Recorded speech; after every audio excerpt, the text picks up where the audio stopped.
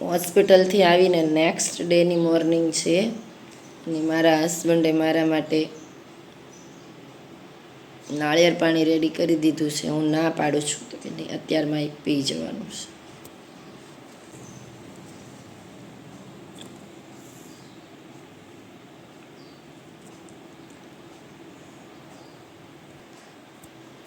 કારણ કે રાત્રે દવા પીને સૂતી હતી એટલે અત્યારમાં પેટમાં બહુ બળતરા થતી હતી, તો તેમનું કહેવાનું હતું આ પીવો એટલે બળતરા નહીં થાય.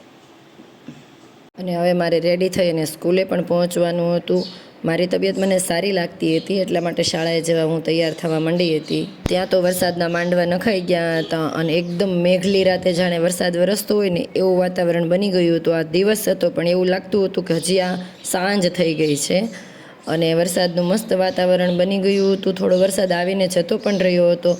ગેપ મળ્યો એટલે અમે તરત સ્કૂલનો ટાઈમ થયો એટલે અમે સ્કૂલે પહોંચી ગયા હતા. અને સ્કૂલે છેલ્લા તાસમાં આજે બાળકોને અમે બહાર કાઢ્યા હતા કારણ કે વરસાદ આવીને જતો રહ્યો હતો. માટી ભીની સૂકી બે મિક્સ થઈ ગઈ હતી. ઉપર વાદળા હતા એટલે તડકો લાગવાનો પણ કાંઈ સવાલ ન હતો.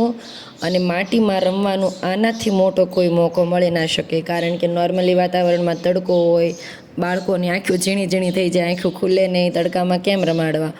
તો અવડું મોટું મેદાન છે એટલે આ અમે બહુ મોટો ફાયદો લીધો કારણ કે આમ પણ પ્રજ્ઞાના વર્ગમાં દરેક દિવસે છેલ્લા તાસમાં રમે તેની રમત અંતર્ગત એમને રમત રમાડવાની હોય છે. તો આ તાસમાં એમને છૂટા અને ખુલ્લા મૂકી દેવામાં આવ્યા હતા કે તમને મોજ આવે ને એવું તમે માટીમાં મતલબ ચિત્ર કરીને બતાવો. તો નાના નાના બાળકોની તમે કલ્પના શક્તિ અને વિચાર શક્તિ વિચારી શકો છો કે તેમણે શું શું બનાવ્યું છે. ફૂલ, જોકર, આ તે. એકવાર માટીમાં બાળકને ખુલ્લું તો છોડો, તમને ખ્યાલ આવશે કે એની તો વિચાર શક્તિ ક્યાં સુધીની છે. આમાં અમે તેમને કોઈ માર્ગદર્શન, કોઈ સલાહ સૂચન નહોતા આપ્યા.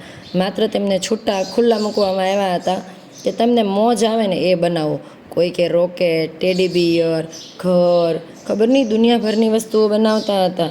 એમાં આ બેન તો કહેતા હતા મેં ગુફા બનાવી છે અને ગુફાની અંદર દરવાજો પણ છે. તો આ સૌથી મોટું એ ઉદાહરણ છે કે તમે બાળકને માટીમાં રમવા દો, એના રીતે એને વિચારવા દો, એના રીતે એને કલ્પના કરવા દો.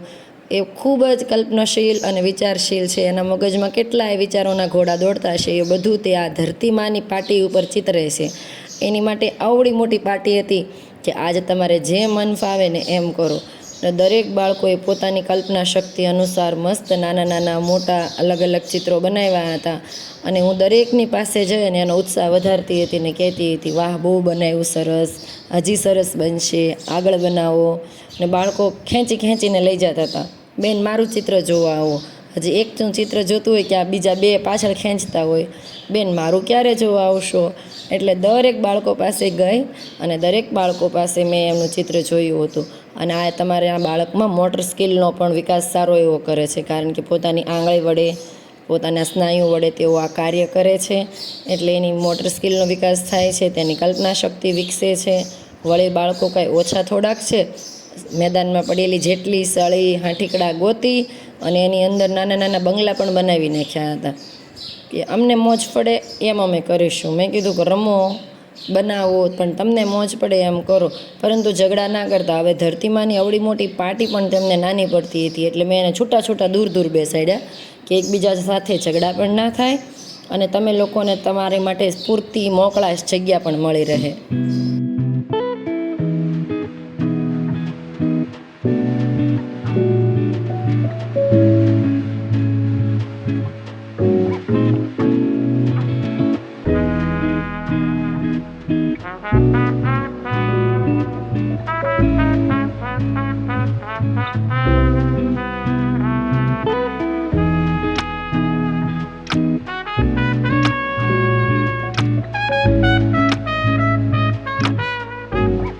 અને અમે ઘરે પહોંચ્યા ત્યાં તો વરસાદ ધબધબાટી બોલાવતો હતો એટલે મેં તો નક્કી કરી લીધું આ વરસાદમાં નાહવું છે અને માથું પણ ધોવાનો વારો આમ પણ હતો. એટલે સ્ત્રીઓને સૌથી મોટું ટેન્શન વાળ ધોવાનું. તો મેં તો વરસાદમાં નાહી લીધું ને વરસાદના પાણીએ વાળ ધોઈ લીધા. અને હવે મને હસબન્ડ કહેતા હતા હવે માંદા પડશો. મેં કીધું ચાલ્યા કરે, ક્યારેક તો મોજ કરવી પડે ને એમ.